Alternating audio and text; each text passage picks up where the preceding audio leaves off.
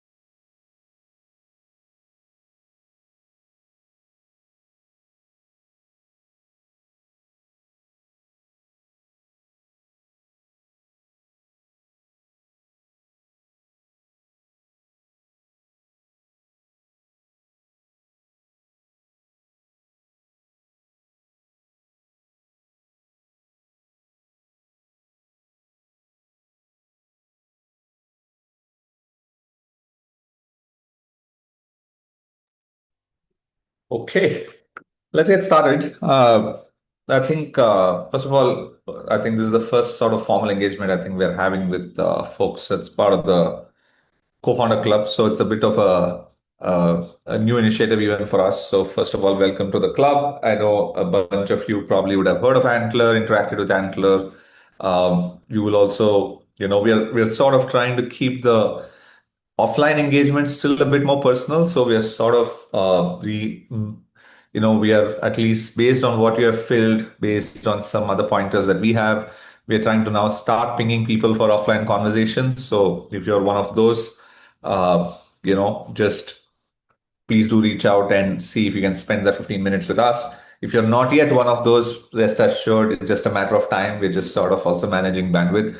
So we're trying to sort of understand as to where you are and at what stage, and try to see how we can more slowly, formally help a few more people offline one-on-one. But again, given this is a gang of almost 100 people, and every quarter we are probably going to add 100 to 125 people, even with, let's say, 1 year later, some level of churn, it'll still have 400, 500 people. So the idea as the platform and as the digital platform builds up for Anshul and the co-founder club itself is that we continue to be a digital community, a digital platform of sorts for a lot of the stuff. And we sort of at least bucket test, some offline handpicked engagement. And there's just a bandwidth constraint on our side. So if you don't hear from us offline, it's just but a matter of time, and or hopefully you're building something so interesting that we just don't have a choice, and that's sort of what we would prefer.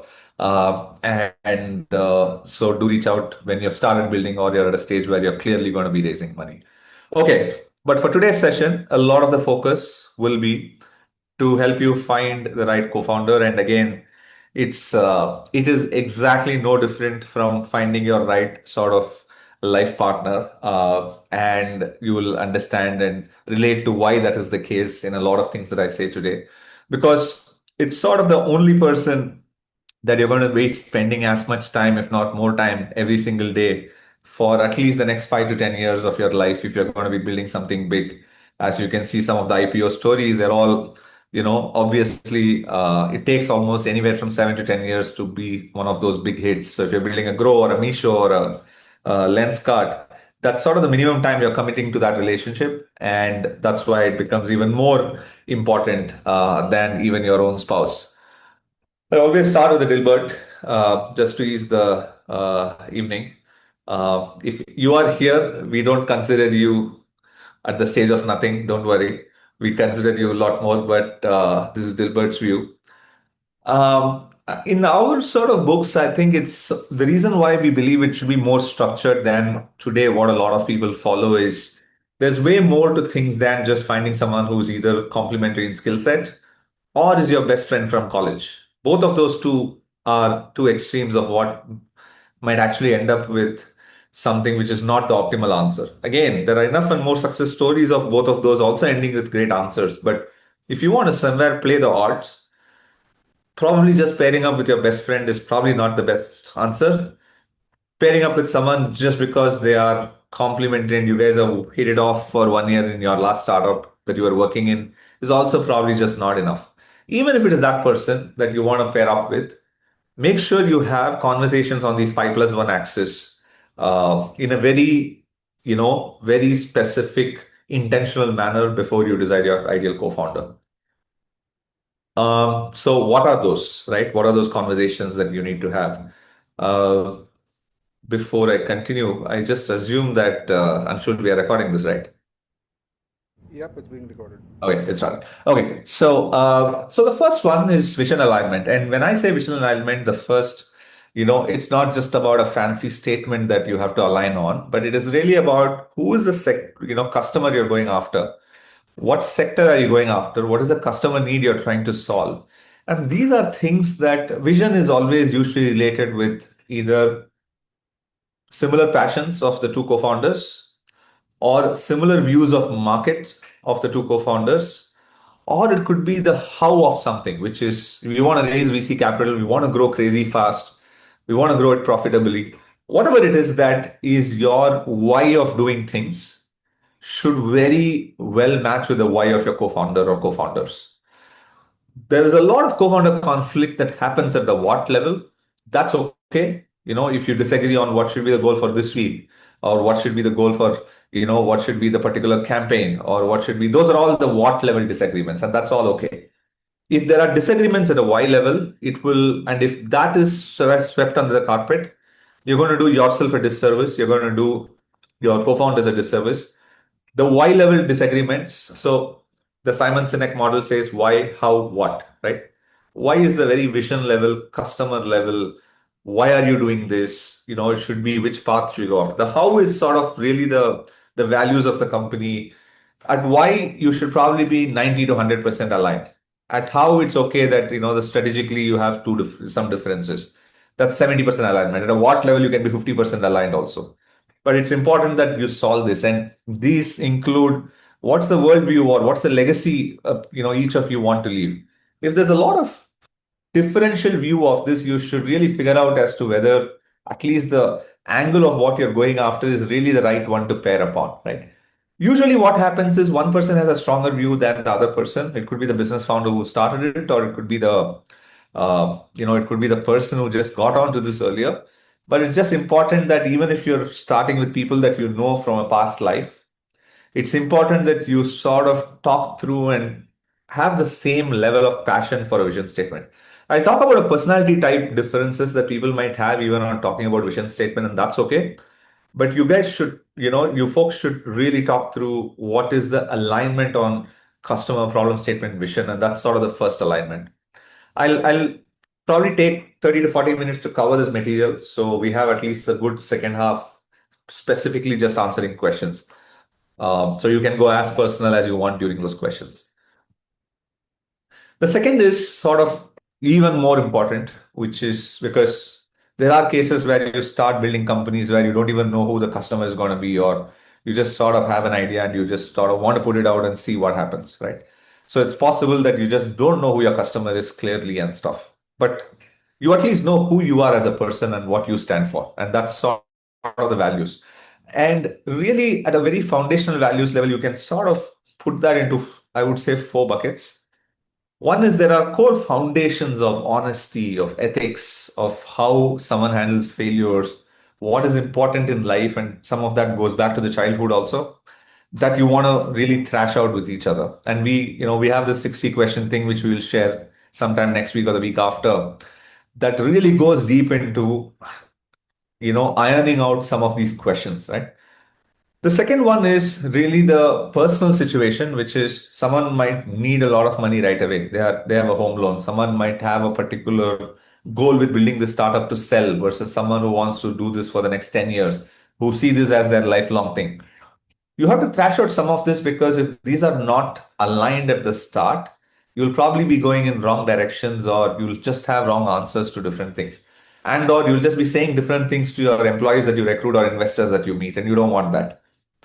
Third is something very core foundational to the speed of how someone operates. And This is something that, while it looks like a what and not a how, a very foundational difference on speed of execution or the speed of operation of the startup, or things like frugality. What should be the way in which we put out? Should it be 80% complete? Should it be 100% complete? These are all things which are very core to some human beings, and if you don't thrash that out, it could lead to a lot of friction later on. The fourth is something very specific, unique to every individual, because what happens is each of us have something that is important to us personally. And we believe the startup we build should be a reflection of that also. For someone, maybe it's design. For some engineer, it might be code quality or technical architecture. For someone else, it might be sustainability. For someone else, it might be something else. Or it should be the quality of the people, or maybe the kind of content we put out, or whatever it is, right?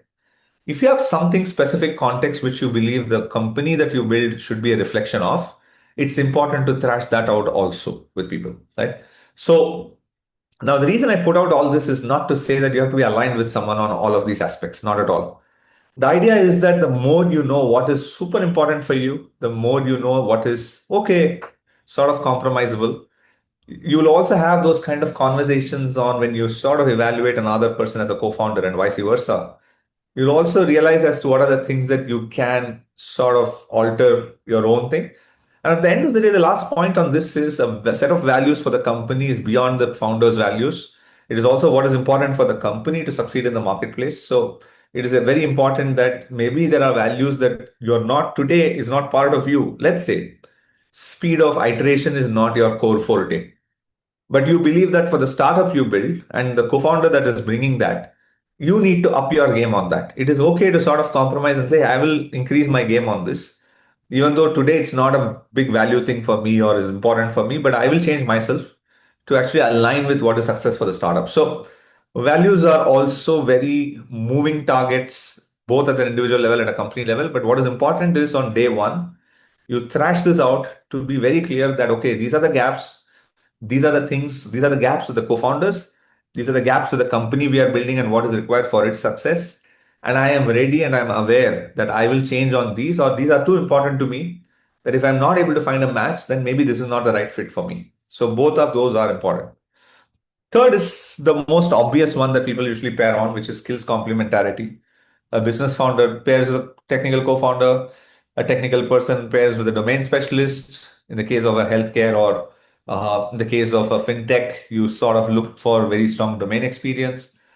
You maybe in the case of a D2C brand, you sort of look at someone who can be very strong on supply chain or operations, or someone who's very strong on brand or digital. I mean, these are all just different permutations, combinations. Today, in the AI world, there is also for really non-tech heavy businesses, there's a big question mark on whether do we even need a tech co-founder, right? Even some of these established sectors, SaaS as a sector itself is getting questioned, right?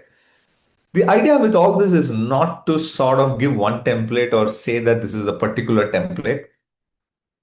The reason why complementary skills become important is so that as co-founders, you're not infringing on each other's territory or each other's strength and strong points. If two of you come from either similar backgrounds or similar fields and or do not want to move in terms of your own strengths, it becomes very difficult because both of your strong points, if let's say it's sales or if it's product management or if it's digital marketing, there'll be no give and take. And someone has to now go do things which are not the strengths of both of you, right? I'm talking about the case of two co-founders. So it is important that one comes with some level of flexibility, even if one is sort of a bit rigid. It's hard for two people to come with flexibility, and I'll explain why in just the next point. Whatever it is the case, it is important that there is some level of overlap or some level of complementarity of skills. It need not be as stark as I'm good in business, I'm good in tech, and so on and so forth. Even if two people, two college mates, similar specializations, maybe two different companies come together, that's okay. Just be having that conversation on, hey, who has a higher chance of enjoying and taking on things which are outside of both of your comfort zone. Of course, if two are very complementary in skills, that's great. But then you need to know how to talk each other's language. And I'll come to that in a bit, right? So the point here again is look for skills complementarity.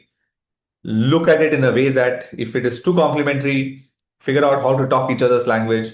If it is too similar, figure out as to who is going to adapt to taking on things which are outside of what the two strengths are.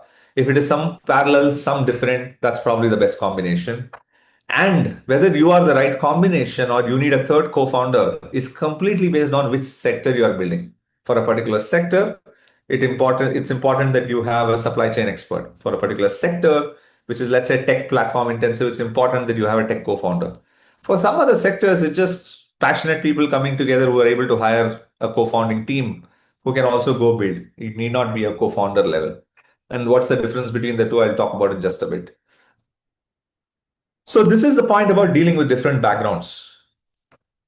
If you're talking to someone who's got a very strong or as a CTO kind of a person, you can talk all it is that you want about the level of the business problem, but that's not going to be the only thing that's going to excite them. You'll have to really talk their language, which means that how this can be a massive tech problem and tech scale is something that you need to learn to convince the other person.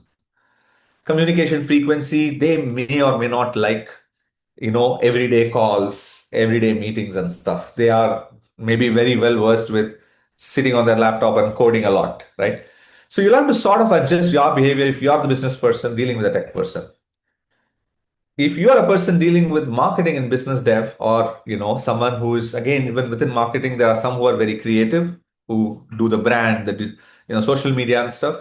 There are some who are very numbers oriented, who go deep into digital and SEO and stuff. The way you talk, and there are some who are just really good at sales, who are just great storytellers. The way you talk about these different, the way you talk to these different folks is very different, right? As a founder, as sort of the CEO. So align your conversation and align the way you excite someone to just their background, and just don't go blindly that, you can talk the same language. Same with the person who is product. The test of whether a person just says they're a product person or whether they're a strong product person is the depth at which they talk customer insights, the depth at which they talk metrics, the speed at which they're able to do quick mock-ups, right? Because otherwise you could be a product manager but maybe worked on a lot of back-end products, right? So these are also sort of proxies on the way you would test excellence of someone. These are not just the way you would talk to someone based on someone's functional background. These are also the way that you would talk or assess. Okay, they say on their LinkedIn product manager, they have 7 years experience. I can do ref checks. How do I test whether they're going to really matter to me in this journey, right? As a co-founder, the way you do that is to sort of really see for some of these attributes when you talk to them for the particular problem statement you're going after. And of course, then there are other kinds of very specialized skills, whether that's very deep ops, whether that's very deep domain, whether that's very deep design capability, maybe that's content capability. Less usually co-founders, usually co-founding team members, not co-founders, but there are cases where all of these folks are also important. For example, a very heavy offline business needs a very strong ops person, if not two people, right? So you would sort of have these also as very strong candidates. The first three are the ones which are more obvious: a CTO, a CEO, and a CPO, or a COO and a CEO. This is the one which is the most different that we have seen, at least in conversations with the last six cohorts of founders when we used to run co-founder matching as a cohort and not as a community activity. Um, People have different personality types, and all of us have, out of these four personality type, two of which are very predominant. Um, there is no one combination or one that is the real right version of it, but because we are just these different personality types, the strengths that we bring, as well as the way we interact with someone else who's not our personality type, will be very different.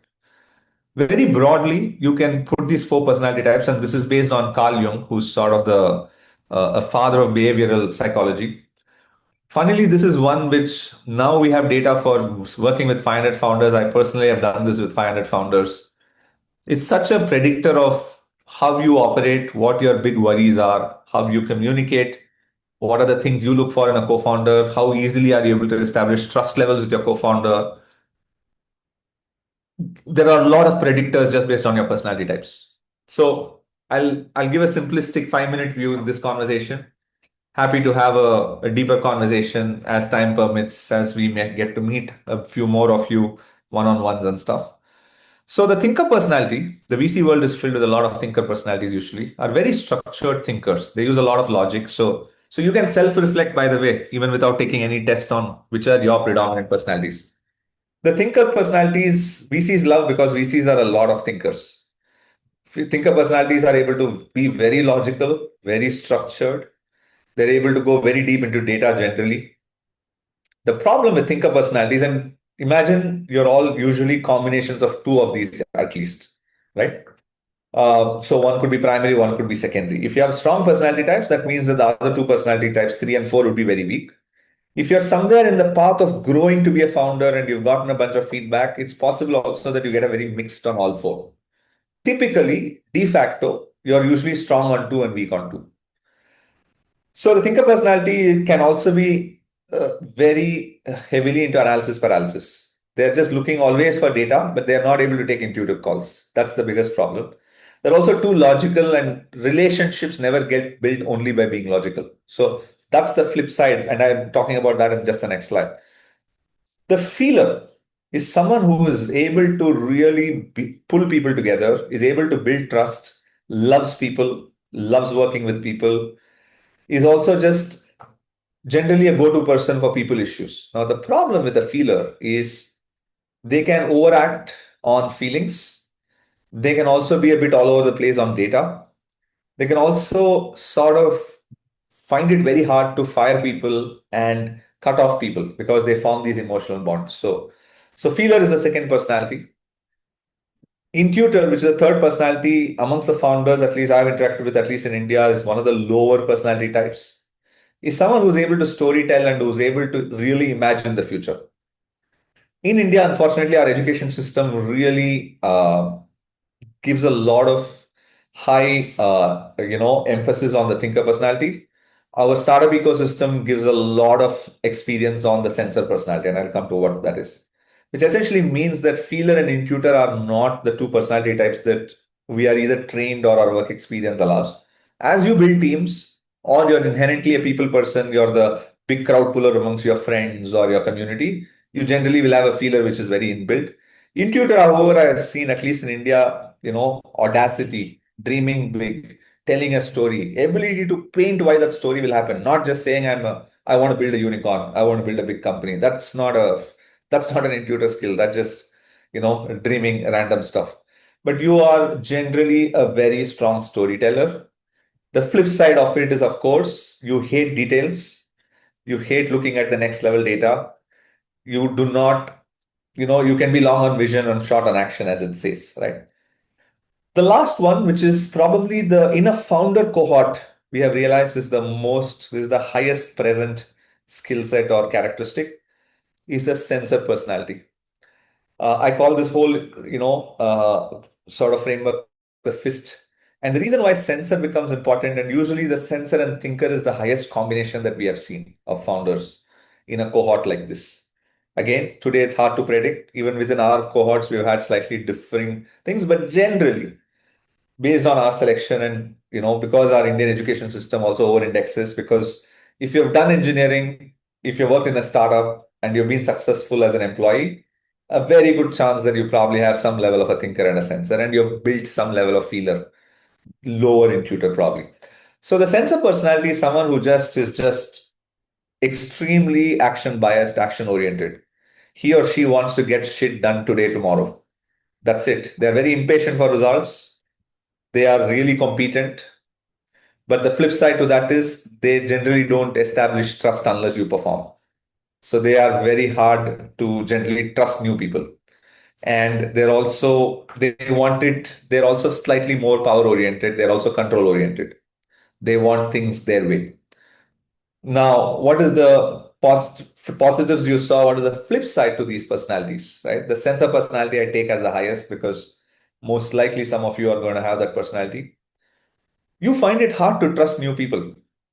I almost go to the extreme of saying, by de facto, sensor personalities are better off working with people they know for 5 years from a college life or from a work life.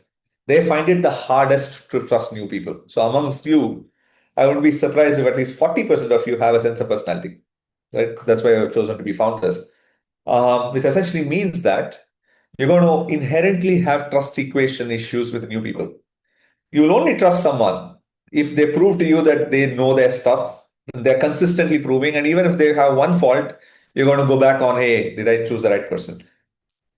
You have to somewhere in a new founder relationship really very deliberately catch this and sort of not make the mistake that everyone will either operate at your level of sense of personality on speed or will do everything that they need to do to just establish your trust. You have to assume people are not going to do that. So this is very important. If you know that you are one of those really highly impatient people on action, please assume you're going to have this sub trait of your personality.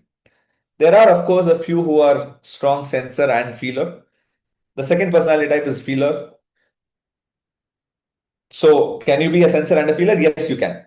Right. So, you can be trusting and you can be people oriented and you can be very strong action biased also. Yes, you can. If you are one of those rare folks who are that, that's great. You will be very strong on people. So, you will be trusting. It's very important that you use this to your strength that you actually can also trust. Again, sensor thinker is a much higher probability amongst you. And again, we are only talking data patterns of 500 founders. So I will not be able to say which is any individual person here. But if you are a sensor feeler, play to your strength, which means that you can actually trust and you can push the pace for action.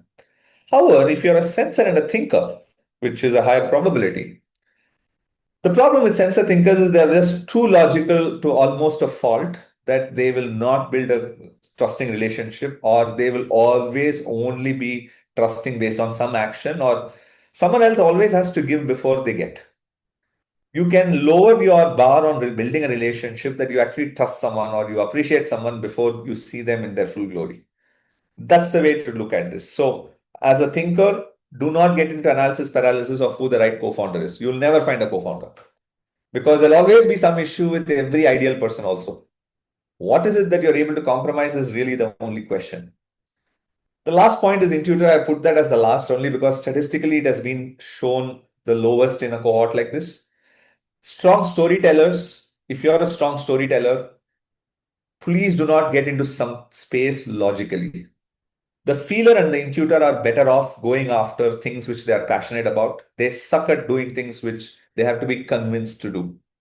Whereas the sensor and the thinker can go after things very logically. They can go after something which they have not built passion on. They see an opportunity, they work on it, they can build passion on it. Feelers and intuitors take a much longer time to build passion on something which they have not intuitively built passion. Okay. So, whereas a sensor and a thinker, simple, one operates by action, one operates by logic. As long as I can show action and show logic, even if I have one of these two, I can build passion. So more mercenary founders and some of the biggest unicorn founders in India started very mercenary. They became missionary with time. So you don't have to, it's okay. And we have enough founders even within our own bets who started very mercenary and then became missionary. You just have a higher chance of being a missionary founder if you are an intuitor or a feeler or one of those two. You probably have a much higher chance of being a successful founder, mercenary founder if you're a sensor or a thinker. This probably will generally have the most set of questions. So park any questions you have. The other test that I would urge all of you to do. So that one, there is a version of the same. The fist is something that we have sort of come up with. There's a version of it called DISC, DISC, which you can take. MBTI is sort of a very, the 16 personality thing is sort of a very, I would say, not so purist version of the exact same thing. This is a way more purist one. The MBTI is sort of a really, I would say, not so useful as this version of the same test. The one that is most useful, actually, which I won't go deep into because there's a lot of literature out there, is the big five aspects, the ocean test. I would urge all of you to go, I think it's $7 or $9. I think Jordan Peterson has this assessment. You could do the ocean test for yourself. If you have a spouse, you could do an ocean test compatibility for you and your spouse. You will be amazed at the results of that. It is probably the most useful thing that I've ever seen, even for me and my own spouse. 5 years back, I did this. It'll be like you just have to ensure that you answer it obviously, honestly, like any other test. It is supremely useful, right? Because it will really call out the ones that, and there are founder archetypes that do better than others based on your ocean test parameters. So there's enough literature on this. We are not the experts on this. So I would urge you folks to just follow literature on this. Jordan Peterson has an assessment of this. Totally worth your while, totally worth your spouse as well. Okay, last but not the least, I think we are entering the 40-minute mark. Working styles match, and here there are, I'll probably get deeper into the next one. These are more the what's, right? These are not really the hows. These are more the what's. So some level of compromise, some level of adjustment, one way or the other is important. Because at the end of the day, some of these become the way the company works. The way you credit or introduce each other, because you have to very quickly get off this it's about me. Even if you are the CEO, even if you started the idea, even if you have been working on it for the last 6, 9, 12 months, it does not matter because this is a 10-year journey. So even if you have all the experience of this over the last 3 years, 5 years, and the other person is coming, as co-founders, and again, I'll talk about the equity point of it in just a bit. As co-founders, the whole point is that you have equal seat at the table, at the strategic table, even if there's some small differences in equity, right? Even if someone came earlier. So respect, give credit to each other, talk highly about each other. Those are all important things. How you communicate, please do not let anything fester in your head, which means that it's very easy for co-founders to just talk status every week. Okay, this is moving, that is moving. I'll take this up, you'll take that up. It is very important, either over beer or coffee, outside of an office setting, that you talk about how each of you feel. Now, again, not everyone is emotional. There are also stereotypes based on gender here.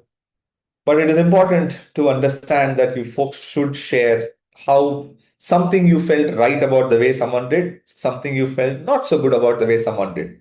It is okay to share it. All these are the ways in which you will test the first 6 months of a new relationship. Again, these are all true irrespective of whether you know that person for the last 10 years or whether you know this person through this forum. Both extremes are valid. It is just important that you communicate with each other with respect and you communicate frequently on how each of you feel. It could be once a month, it could be once a fortnight, once a week, it could be every day. But it's just important that each of you get into that relationship almost like a spouse. Because a spouse, then you're not looking at it very tactically, right? Okay, one has a bad day, one has a good day. And if you don't know how to do this with your own spouse, I urge for you to also get enough material on that. But you just don't look at your spouse as just a working relationship or just an employee relationship, right? How you communicate with a team and especially handling conflict, um, how someone uses data versus intuition versus customer insighting. These are all things. The idea at the end of all of this is you match styles with your co-founder and you set what the uh, bar for your startup is. Because at the end of the day, it's not just about the two or three of you. It's about how the next five people and the next 10 people make cases to you guys and make talk to investors. Imagine that at some point in time, there's going to be 1,000 people company, right? At least some of you are going to go build some of that bigger companies. So um, morning versus night, text heavy versus slide heavy versus talk heavy. All these are important things to talk through because they're all one. There's a lot of also your personality type that decides how you communicate. But it is just important that you talk through all of this with your ideal co-founder. Um, I think if it is conflict at a vision and customer state segment level, you have to thrash it out, however long it takes. Because if that is not aligned, then everything else subsequent is pretty useless, right? Do not put that under the carpet at any point in time. If anyone has a differing view and you should just talk it through. Second is values and key elements of the culture, right?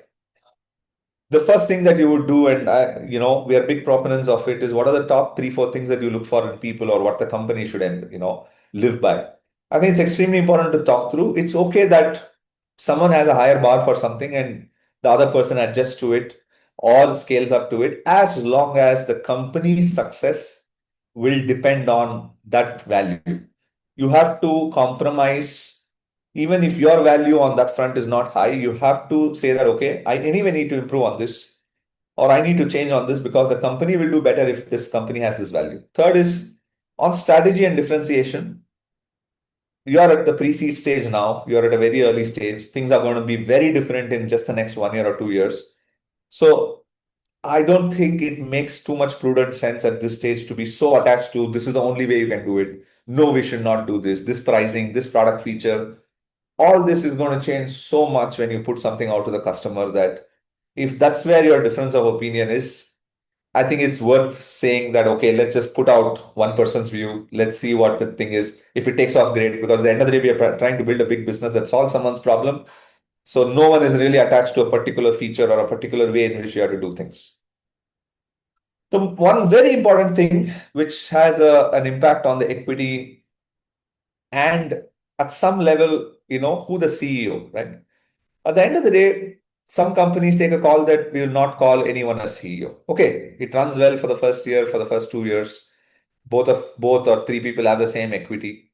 But there'll be some point in time as you move from pre-seed to seed, from seed to A, as the company becomes more than 25 people, it's better to call out who's going to be the CEO. And at the end of the day, it could be that all co-founders have the same equity, all co-founders started on the same day. You all know each other from day one or day minus 10 or 10 years back or whatever. But it's important to understand as to who's going to play the role of the CEO, because at the end of the day, the CEO, some point in time, will report to the board. The board will have all the co-founders potentially. So the CEO reports to the board that has all the co-founders and investors and some independent observers. Oh, on the day-to-day job, the co-founders report to the CEO. So it's a very funny set of things that you actually play at any point in time, 4 or 5 completely different sort of hats that you're going to wear as a founder. The founder of a startup, a financial shareholder in the startup, which means you want to maximize your returns financially. You're the CEO or the CBO or the COO, so you have a day job. Also a professional who has professional ambitions. Maybe you used to love digital product, but today now you're going to go do HR and marketing and God knows what else. So you have certain professional ambitions. And you're also a board member, which means that at the end of the day, you have to run this particular entity. And these five sometimes conflict with each other. For that reason, I think it's important, at least sort of conceptually, this is a question we ask anyone before we fund them. Who is the CEO? Because at some point in time, if the CEO doesn't scale up as a CEO, he or she has to move out and get someone else who's better than them internally within the co-founder team or from outside. Or if some of the co-founders are not performing to their level as co-founder, then the CEO has to fire a co-founder who's that friend from 10 years back. So it is important that you realize and understand, and even at the cost of conflict on day one, as to who's the right CEO for the business. And the CEO generally does a lot of the fundraising. The CEO generally does a lot of the vision setting. The CEO is generally more outward facing. They're also the one that whose neck on the line if the company does not grow, if the company is short on funding, all of that stuff. So it's the CEO's neck that's on the line. ESOPs, I'll just come to in just a bit. Um, I think, some of the other things are very sort of tactical, and I will skip it for today's conversation. But this also assumes at the end of the day, some of the basics of effort, commitment, trust, time every week that you're going to spend in the startup. It's going to be at least north of it, somewhere between 70 or 100 hours based on what you're going after. So if you're not even going to be spending that 70 plus hours, you should probably not even be building a venture scale startup at this stage, right? You should probably go do something else. Uh, so some of those are, of course, assumed here as co-founders. Um, Now, this is always a point of contention, the ideal equity split between co-founders. And I'll tell you at least our view to it. If you are at pre-seed stage where the real action is the next 5 to 10 years, you should be very close to 50-50 as co-founders. The reason is very simple. I think the outer bound of what you should be as co-founders is probably 60-40. Very simple math there. If you are at 60-40, one person is going to end up contributing 1.5 times the other person. because that's what 60 by 40 is. If you're at 66:33, I'm just taking the math for two people so you can sort of extrapolate to three people. You're already at 2x the other person. So even though 66:33 sounds meaty, you have to assume that one person is bringing 2x the value of the other person for the next 10-year journey. I'm only talking equity split at pre-seed, right? I'm not talking any other stage. If you are at a seed and an A and then someone is coming as quote unquote co-founder or founding team, then it's all very different. So you just have to assume that really as a co-founder in the seat in the table, you will get at least a strong double-digit number. If both are similar experienced, both are bringing similar value, 55-45 plus minus, someone started early, someone has slightly differential value on something, at max 60-40. Take 50-50 as the ideal split and hover around that. Okay, 55-45, 60-40. 66-33 for me is the outer bound. Now, there is a case where maybe one primary founder and two sort of co-founders together bring in value, but the one primary founder brings in distinctive value because they have more gray hair, they have a massive reputation in the industry. In those cases, it's okay that it is 60-20-20, where it's, but the outer bound of that is still going to be where you're 3x of another person. But if you're 3x of two people, there's some level of balance because those two people have 40%. So it's not that, there's going to be too much of a skew. If it is sub 10%, you have to assume that person is a founding team. Now, what is the founding team person? He or she is going to get not a seat at the table. The difference between a co-founder and a founding team member is that you have a strategic seat at the table. It's not just your ability to sort of go lower on salary and all of that stuff, right? That's not the only difference. And for early employees who are not founding team, you could go with less than 1% also, right? And when I say founding team, very important early employees, but not co-founder is what I call founding team. So not just because early employees can also have joined on day one, but they're not founding team. So there's co-founders, there's founding team, and then there's early employees. You have to treat the three very differently. We generally ask people to avoid plain advisors who are just going to get equity if they're not an investor or an angel investor, unless they bring such specific, unique exposure or expertise or access to something, in which case you can give a 1 or 2%. But generally, we absolutely abhor non-angel equity at the very early stage. The last point, which is what we call the X factor. Excuse me, sorry. Is there is something intuitive, there is something beyond all this logic, right? Which is, for all you know, you might just hit it off with the same language you speak, or the same town you're from, or the same EPL or IPL team that you support, and all of that is fine, or the same political party you have affiliation with, or it just, I can't put all of that in one slide. And it is absolutely fine that you build your bond around any of these X factor angles. And even if everything else goes to dust, all of whatever I said logically till now, it is okay if you just are hitting it off with someone on their X factor. But our only sincere request in that case is please put a lot of effort on the other five to have those conversations. Because disagreements on that, and as all of you already probably know, co-founder conflict is one of the biggest reasons startups fail, right? And this has happened even in some of the biggest unicorn startups, right? People who have friends no longer talk after building a unicorn. So there is just a lot of friction in that process, you have to assume. And also because even well-intentioned people grow at different scales, because the pace of scale up of a startup is so rapid that even two very smart people coming together from the best pedigree, best institutions, best intention, do not grow at the same rate. Unfortunate reality. There's enough statistical evidence that says 75% of the people who came together at the start do not grow at the same rate as even in successful startups.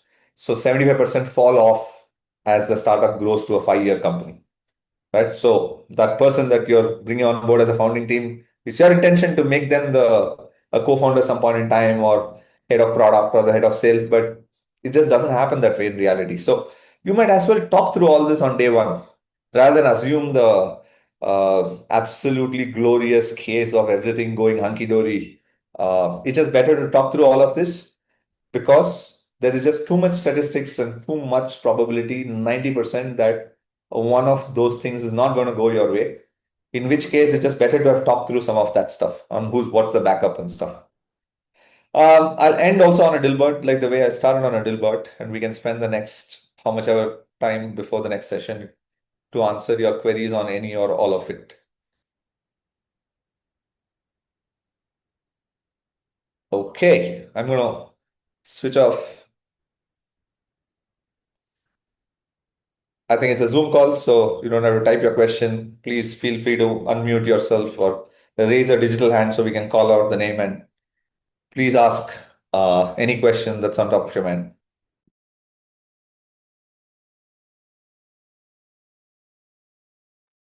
Yeah, Virat. Hi Rajiv, good evening. Wonderful session. Okay, there are bunch of things you spoke about, bunch of criterias. Um, could you elaborate when does co-founder agreement come in? Like, what is the hierarchy of doing things? You do this, you decide a co-founder, and then it comes in, or what is it? Like you keep that discussion going on in parallel. See, at the end of the day, your ideal sweet spot thing is the co-founder agreement just becomes like a, just it's almost like the marriage agreement, right? The marriage certificate. It's given just as a certificate to a marriage which already has the love, has the trust, has the respect. The co-founder agreement is no different, honestly. It comes after you've established all of that stuff. You have dated, so it's the exact same. Usually, co-founder agreements are drawn when the first investor comes in, right? Now, I'm not saying that's the ideal answer if you especially anticipate that there is IP involved and there are other things involved in this whole thing where both of you are spending a lot of time and you want to push the raising money to after 6 months of coming together, in which case you can do it slightly earlier also. But usually it happens around, if let's say within the 3 4 months of dating and establishing the relationship, another 3 4 months of building out the first version, you're going to be raising capital. You can push the co-founder relationship agreement to that. But all of what you will actually talk through, whether that's a 60 questions thing we'll share or the things that I listed in the presentation, all that you would have just thrashed out. And that all takes in itself, because one is what someone says, another is to see that in action. So one of the things that we very actively encourage is this concept called work sprints. Right? You do real work sprints with the other person. Because during the dating phase, it's almost when you explore with multiple people always. Your first dates are always with multiple people. Some people don't have the bandwidth to explore multiple people, so they do the lazy thing of exploring with only one person. And until that goes horribly wrong, they just think that that's going to turn out. We always encourage exploring with multiple people, at least with 3 4 people, because it's just bound to so happen that you just don't hit it off with the first person, right? In the exploration phase, it's just about getting work sprints done. It's just about talking through all this with those 3 4 people, okay, individually, right? Once one of those or two of those see natural selection in terms of you hitting it off, and it's why same for the other person also. They'll also ideally should be exploring with 3 4 people. Uh, in that process, you'll know when it is hitting off. That vibe, that X factor, that thing. You just want to. The best indication of it is you want to spend more time, share more level of detail about your life with that person. Generally, same. Again, there are so many parallels to when a few Tinder dates or a few Bumble or Hinge dates move to you wanting exclusivity with a person, say, moving to you announcing them to your friends, moving to you sort of living in, moving to sort of, there are a lot of parallels that way, right? It's the exact same. So you don't do an agreement, even though it's an entity and stuff. The ideal phase would be where something becomes serious. You are very clear that this is the person. You have thrashed through all of these fronts. Either there is some kind of a real legal thing that you would want to thrash out, and you would have discussed all of it, right? Because the co-founder agreement itself is not going to have something which is over and above what you've already discussed. That's equity, that's good lever, that's vesting of stock. And anyway, when an investor comes, he or she will put that all for you guys anyway, right? So, which is why unless all of this happens, it's pretty useless. And you could just do an NDA. That's also enough at the early stages because there is really no IP, nothing that. If you really, let's say one person comes with a lot of NDA or a lot of tech that they want to protect, just an NDA agreement between the two people is also good enough. That there are enough standard things that also hold in the court of law. I don't know if that answered your question, but long-winded answer. I think, yeah, that does make a lot of sense. I think I got a fair idea about how to go about it. Yeah, Rohan.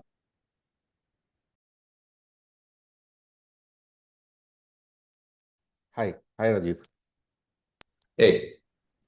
So sorry if I'm yawning. It's pretty early here. Uh, had a few questions around. You said the 30, 60, 60, 40, 40 split and all that. But what's your take on the co-founder who's coming in, bringing in capital? Yeah. If someone is bringing in additional capital, you'll have to weight that as a bit more. And No, again, versus no capital. see I've never had a great answer to this question, honestly, because Mhm. at the end of the day, capital is not the primary leverage of a co-founder. Capital is the leverage of an investor, the way I see it. True. Okay. Okay. Building is the leverage of the co-founder. Okay. Mhm. So you can give some, and your ideal co-founder might not actually have the capital to Sure. invest or bring on day one, but that does not make them not the ideal co-founder for what you're building out. So Mm. if someone is in a better financial situation, that they bring in a bit more capital and they get some small equity additionally for that, that's fair. But I've never found co-founders leverage to be capital as ever the right co-founder. Let That's me just my rephrase it view. as And got uh, it. More than leverage, let's just say uh, skin in the game, right? It could be as low as a few thousands or a oh couple of yeah, lakhs or whatever that is, see, I right? To think show that, hey, I also believe in this with you. Or in my case, I put in a lot of capital already and I've been doing this for 3, 4 years. see the, And the now I'm way to looking do for that something. is to sort of really say that, hey, either I get some equity additionally, some equity, Mhm. to recuperate some of that back when an external investor comes. Because at the end of the day, if Mhm. this is a VC path thing that you're in, the next session, I urge all of you 100% to go for the next session also. Uh, you know, there are many of you that maybe do not even need to raise VC capital, right? Because of the scale that you can ever promise for the business that, and Nitin's session will just really talk through that and give enough examples, right? And we very strongly discourage many people raising venture capital also, right? As much as this is the business we are in. So I think the leverage of the early stage investors anyway that. So to recuperate some of that or all of that money is not, that's the other way to look at it. Instead of anyone coming in with skin in game, recuperate Mhm. a lot of that money back through, in stages. Have some credit for that in terms of equity, recuperate some of it back through external money. That's the right way to look at it. Got it. Having I said have a all few that, to more bring in, points. let's say, a few thousands, 1 lakh, 5 lakhs, it's Mhm. just that different people are in just very different financial things. You could ask for that commitment through other means also. Someone leaving their job, someone coming in. And maybe that's the difference between founding team and co-founder then, right?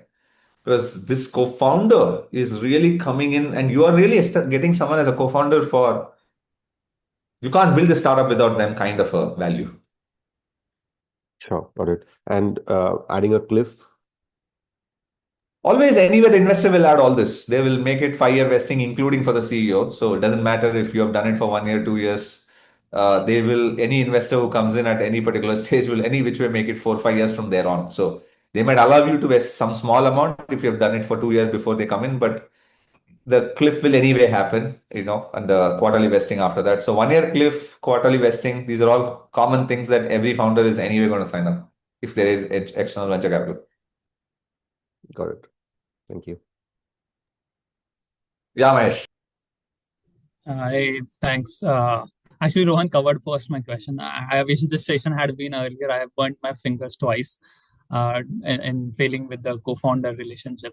So one quick question which I personally faced, one covered by Rohan. Second one was like in terms of commitment also. So if I'm a pre-seed seed idea stage or like just ideation, how much expectation should I have from the co-founder, even if I find like all the matches in the five boxes? If I'm saying, hey, I am ready to leave my job, are you, or can I expect like that level of commitment? How can that be pushed into the whole game? And especially consideration with the fact that you said you should do like a multiple dating parallelly initially, so that expectation is setting in might be a wrong in the beginning. Yeah. No, absolutely. And this is sort of, again, I think the true essence of a co-founder, if they have to get equal equity, is they're also, it's actually less about the capital someone brings in. It's more about that, are they able to commit 24 by 7 or 100% of their time at the same time, right? If a person is going to do that 6 months later based on some funding or based on some scale or based on something, that immediately should lower their equity. Okay. So that's sort of the way. Now, whether you want to take that risk with that other person is completely left to how important the other person is for you to either raise capital or for you to proceed. You might be okay with it for someone, you might not be okay with that for someone else. And it's a completely personal call. As a CEO, you have to take. And there is no one definitive answer on it. The larger uh, construct-wise answer is, if they're a co-founder and they're directionally getting, and we are past the work sprint and talking through all these ideological points, which typically takes a month, right? It can happen as fast as a month. Sometimes it goes on to 2 months, but it's never usually more than a quarter with one person, I'm saying. Um, for that period anyway, that's a notice period and stuff. And it's also better from their perspective that, you don't have some new person that is going to blame the hell of you for, not, well, they have left their job, they were earning some. And I always find this tougher for tech people compared to business people, because tech people also earn a lot more, because of which their opportunity cost as well as just their ability to jump full time is something that just to add tech people into the cohort, we have found it much harder. Why? Simple. Cohort. It's a digital WhatsApp community. You don't have to leave your job. We've just found this much tougher for tech folks than business folks. So you just have to digest some of this data and say that, okay, your tech, okay, I will have a larger breathing room for you. If you're business, I'll have a smaller breathing room for you, because statistics say that. And at the end of the day, it's just how desperate are you to get the other person. And the cost of it is also some level of equity difference comes from that. Yeah, With that, logical. again, no specific answer ever for all these questions. It's all very personal, but these are all just contours of answers. Yeah. It does. Thank you. Yeah, Nitin, you can go next. Yeah, hey Rajiv. So thanks for the insightful session. I mean, quite useful. So three, four questions. So first, basically, how important is it that the founder should be staying in the same city, or at least to start with? Later on, they can obviously move to the same city, but to start with, is it important to meet in person quite frequently and being in the same city, or is that a non-starter? And second. Yeah, go ahead. And second is around age difference, like how important it is to have co-founder in the similar age group. You asked two very pertinent questions, actually. I'll answer the second one first. We have seen relationships work better if people are in that broad ballpark of 3, 4 plus minus age group. If the age gap is more than 7, 8, we see enough level of either someone coming, and again, it shows both ways. It shows immaturity in one side, it shows entitlement in the other side. Right? So the X factor then becomes tougher to manage. If, unless it's a past relationship or a family thing or whatever else where I've known or I've mentored someone and stuff, right? If it's a new relationship, we've just had a much higher probability of it working in similar age groups. Again, this is all just data and patterns. There's always exceptions to the rule. So probabilistically only we can say, right? So yes, similar age groups are always better off. You talk similar things. It's not like one has a ring phone and another is like talking cell phone and another is talking AR VR. So you just don't want culturally or the view to money. or the view to lifestyle, or the view to travel. It just brings a whole lot of unknowns. So yeah, probabilistically is better off. But again, in the tech world, in the AI world, we see that someone much younger is able to be very rapid in their scale up on tech and AI. So there is a lot of merit. If you are the business person who wants an AI tech founder, you might have to get someone who's much younger than you. So that is the age one. City one, it again has a factor to age.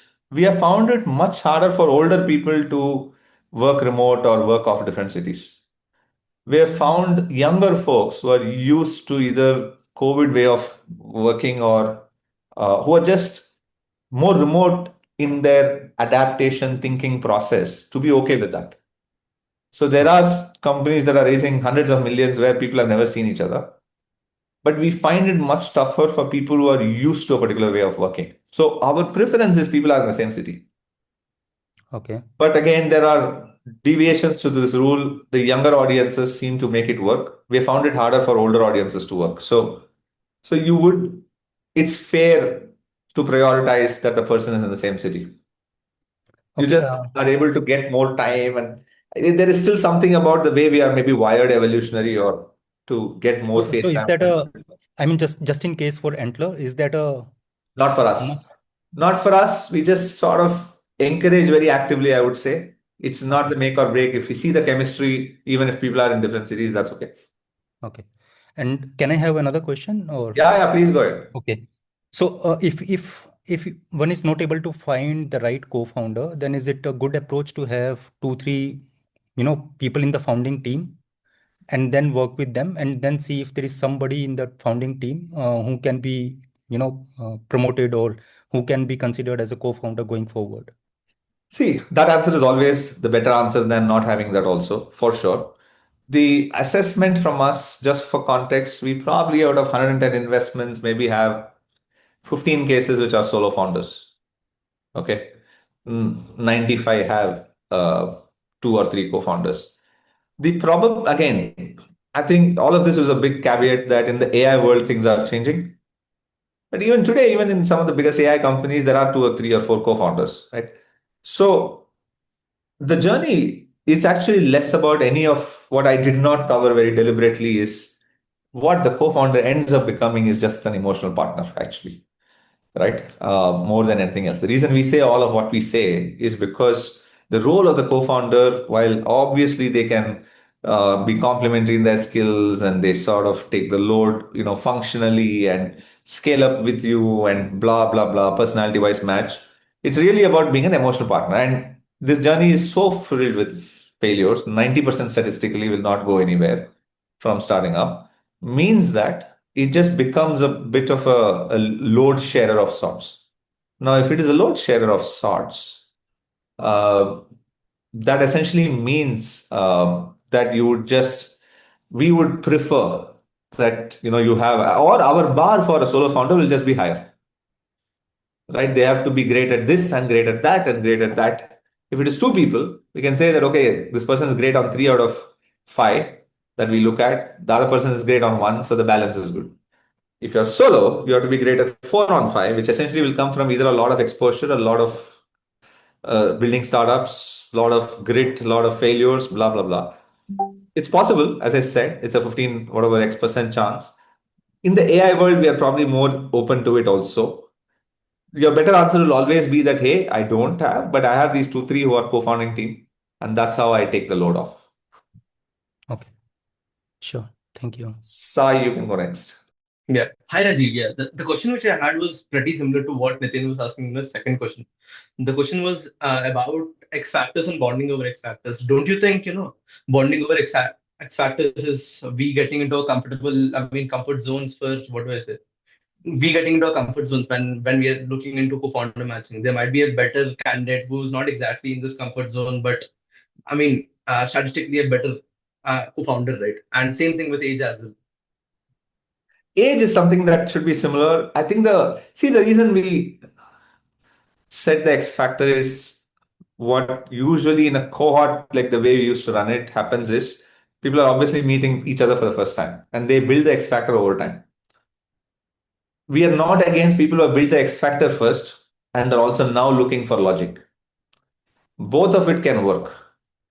The push always is if you bonded because of X factor and now you're evaluating a co-founder thing, please talk the real stuff also. And vice versa, which is if you've gone about this process, they don't have any candidates because of X factor matching. You've gone about this process logically the way we have listed, build the X factor. Please spend time outside. Please bond on other things. So you just whichever axis you come from, please build the other one. Okay, Rohan, yeah. Hi. So I forgot to say the last time around, I've already gone through one divorce. So here again. But the question I had was, with the Antler program and the community, I'm assuming like most people here filled up the form, a part of the WhatsApp group. What role is Antler going to play in connecting people, or is that just up to us? So I think when we shifted this from an investment cohort product till June, that's how we used to run it. We ran 6 cohorts. We've interacted with 100, 500 founders. I think there were one or two or three feedbacks that came, which is why we sort of converted. And I'll tell you the three. One is people were getting wrongly incentivized to find a co-founder quick because there was this inherent pressure to present to an IC in 3 months. And we have seen many relationships that formed even despite all our thing. The co-founder relationship sort of broke after, maybe sometimes after our investment and again, not to overcompensate anything because there have also been very successful relationships, honestly. We just felt that time bounding it was unfair to the founder and might lead to the wrong outcomes and the wrong incentives for both sides. So that was the first meta point for us. So, especially in a country like India, where trust equations are not easily established. And communication is not something, especially the hard conversation, is not something we are taught at school or at college or jobs, which means all this is new to us. Okay. That's why we don't even communicate with our own partner properly, right? Or it gets into conflict because something pent up or we say it in the wrong way or whatever else, right? So time bounding was wrong.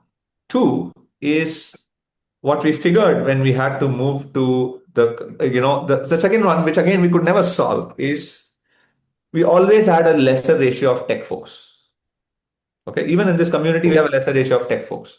People come with the expectation it'll be almost a 60-40 or a 50-50, right? Almost like equity split. But we are not able to get as many tech folks to quit their jobs and come on to a cohort because the opportunity cost for them is too high. They're earning a crore and a half, especially in the AI world. The good tech person, I'm saying, the good tech person, right? So we sort of shifted our focus to say, let's not. And third is, it felt like the biggest feedback we've gotten is it feels too much like a college. It feels too tutorialish. It feels too much like you are making this connect happen. You're spoon feeding us, and we don't want a college. At least the best CEOs don't want a college. Okay, so now in the community, the way we have altered this to your question on what is Antler's thing is we have become from a cohort platform view to a strong enabler view only. Now we are downgrading ourselves and our role. Okay, and it's conscious.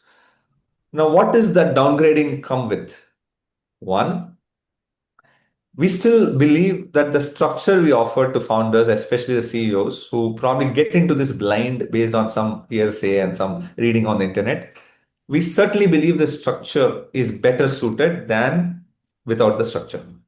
So all of what you heard today, how well you put it out into your own thing is your thing. We are not going to spoon feed you. We are not going to come and track you whether you have done this and that. No.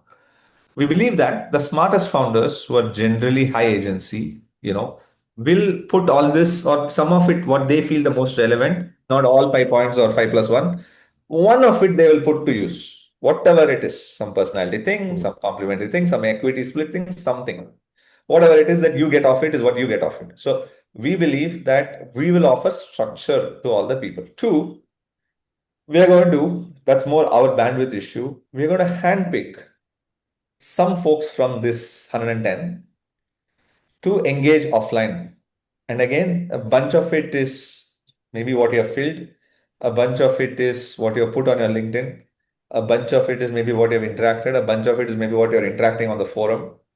We don't know what it is, I'll be honest myself, but we know that we want to interact with maybe 25 people. I think Anshul already posted that on the group. We're going to sort of, it's a bucket test for us also. So we are going to sort of have that physical engagement and see how we can offline help you in this journey. The reason we only do this for 25 is we know we cannot help more than 25 people in any meaningful way. Okay, so because that was our failure in the last thing, it just became too much to handle. We used to have something called a stage gate every month, and people took offense to it. It's something we had to manage our bandwidth, and the only way we could do it is if we had a stage gate. But if you come in as part of an 80-member cohort and you are stage gated in the first month, obviously you're not going to have a great feedback to us, right? But we have to do that prioritization because at the end we could only take 25 people to IC. And so for that reason, we had to have that stage gate. Today, we're just picking 25 of you to sort of do a bit of a behind the scenes interaction engagement, see where you are, give you some input, blah, blah, blah. Okay. Don't ask me what the criteria, I also don't know. Okay. So that's the second big difference. The third is how can we be an enabler is of course by building this digital community, adding 100 more people. We have kept a very high bar on the curation. So assume not just the 30 of you today, but the 100 of you there are very highly curated by us. It's a 1:10. Okay. So I think almost 1,100 people applied. And so now out of this, maybe only, I don't know, 15 startups get formed and maybe only 5 come to our IC and maybe only invest in 2 or 3. We are absolutely fine with that because we are not now measuring it as an investment product. We are measuring it as a community initiative. So the reason why we sort of, I would say, did one level lesser is to be fair to founders and be fair to ourselves on the way we measure. So the idea for the 25, we will have some more engagement. We'll do a bit of a personality thing and stuff. And the idea at some point in time is if that really works out, that some 3, 4 come to an investment, we launch our next residency, AI residency in January. The program will run in February. So even if we get 1 or 2 teams of the 15 teams there from just this whole thing, that justifies our thing. Now, what do the founders get? Not all the 110 will get all of it. 25, maybe only 1 or 2 of it get the actual money. So it's very, Skewed. yeah, right.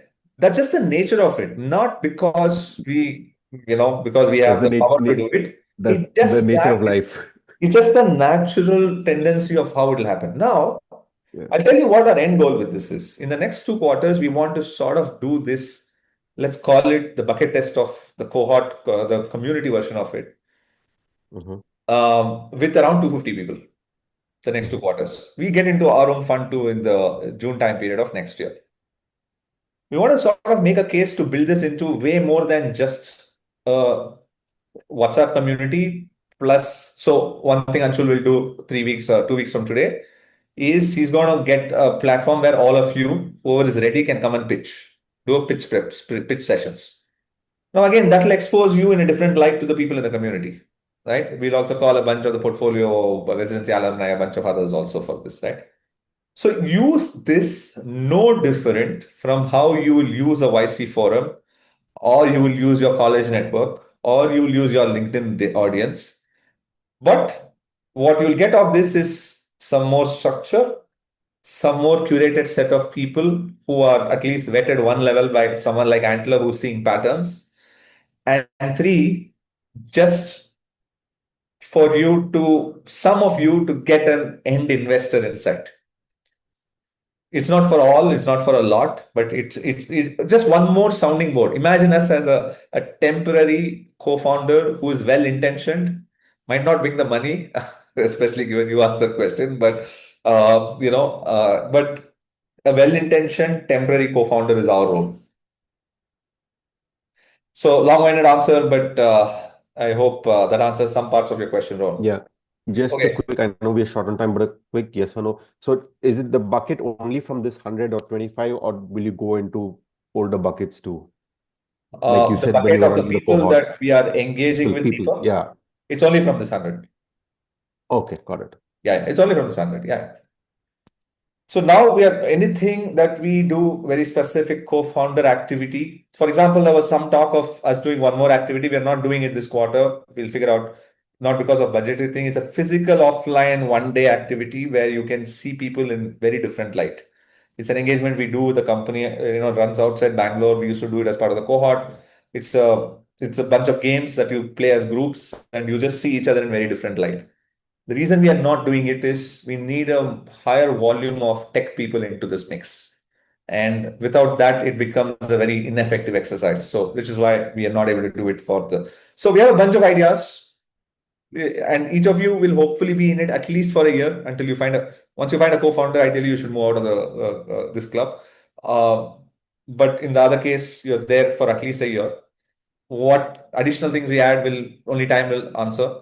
Today, whatever we're doing is very simple, bare bone stuff. This structure, hopefully, which you use, this set of curated people, which hopefully you hit up at least 2, 3 temporary relationships, if not a permanent one. And 3 is some idea and inciting into for some of you into what you're building. And of course, all the pitch and all that stuff. Yeah, Himanshu. Hey Rajiv, thank you. Uh, I'll keep it quick. Like I've built and marketed, like did GTM 0 to 1 for a couple of AI products. As I shape my next idea, what's your mental model to distinguish an idea that's truly venture scale versus that's just personally exciting to build? Next session will answer this. Oh, Just be there thank for you. the next session. It's one of the most Sure. useful sessions on exactly this question. Yeah, thank you. Okay, we should wind up in the next 5 minutes so that you folks have a 5 minute gap before you get into the next session if you want to do a eating break or a bathroom break or something. Any other questions top of mind that I can answer? Top of mind, any question? Nathan, did you want to ask something? Yeah. So I can just have a go at it. So, how to avoid the situation where you have a conversation with somebody for 3 4 months and the person is also showing the interest and everything is going well, and suddenly after 3 4 months you kind of decide it's not working out, and then you are back to zero, back to the same stage. So how to avoid that situation early? Actually, my point is don't avoid. The way to avoid is yes, early instead of doing 3 4 months, can you do it in 1 2 months, 2 3 months? That's fair. The way to accelerate is to have more of these conversations upfront rather than just the work thing. Now, I can also tell you some of these become easier when you have clarity on what you're building. To be honestly, you can be a better vision teller if you know what exactly you're building. And at the early stage, you don't know it fully, obviously, which means that you probably are a weaker storyteller at that point in time. So I think it's a very fair question. Our whole hypothesis is if you have some of these very explicit conversations on these axis, you will be able to figure out whether you have gaps on all five, your gaps are only on one of it, it's a compromisable gap, some of this. The idea is that you just talk through some of this in the first month itself. If you do it structured, disciplined amount of time, even with 3 relationships at the same time, you can do it fast. And by the way, we very strongly encourage if you're finding a co-founder outside your network, please do not pair with the first person you get. More likely, it's going to end up in a mess. It's the same. There might be this one childhood sweetheart on your first date in Tinder going right and getting married and having a kid and stuff. But that's an exception, not the rule. So it's only fair that you explore 3 4 people because you will also see yourself. What are you getting more pained on? What are you in the founder concept? What are you getting more pained on and stuff you'll see? Because there are certain different aspects of you that will come out once you are a co-founder to someone in a founding setup rather than an operating setup. If let's say this is the first time you're a founder. And breakups are common, relationship losses are common. It's no different from pitching to 100 VCs and getting one VC check at the end of 6 months or 9 months. Later stages also. Assume you're going to pitch to build relationship 10 people. This is a very small world. Even if a relationship is broken, please ensure you break it in a civil, nice way because the world is small. People talk about you. Even if for whatever reason you don't end up Same, right? You don't want someone to put something negative on you, like you are an asshole or you're a jerk.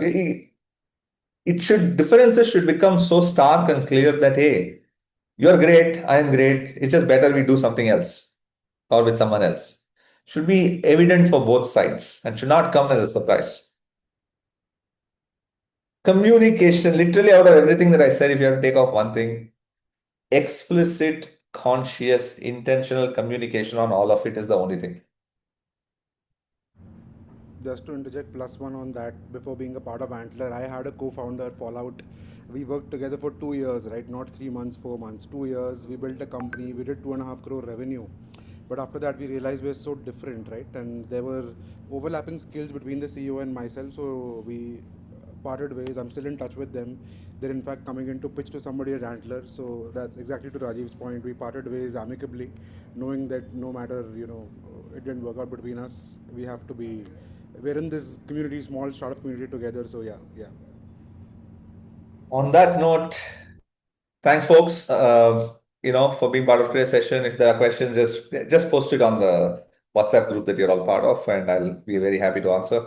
And as you go through this phase, bunch of you are in different phases, sub phases of the pre-seed stage. So hopefully we get to interact with some of you.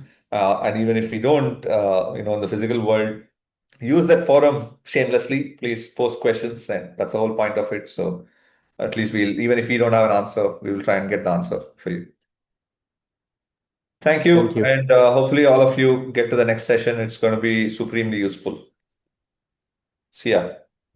Thank you, Rajiv. Thanks, Bye. everyone. I'll share the recording with folks. Thank you.